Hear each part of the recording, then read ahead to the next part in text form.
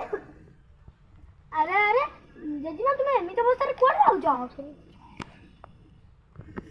कौन कहदेले झील मत एमती अवस्था मो पुओ बो मत घर बाहर करदे मो बो मत घर बाहर करदेला मत 2 दिन भी खाइबा को भी देनी मो पुआ भाभी भल किंतु मत भी घर बाहर करदेला मुझे कौन करी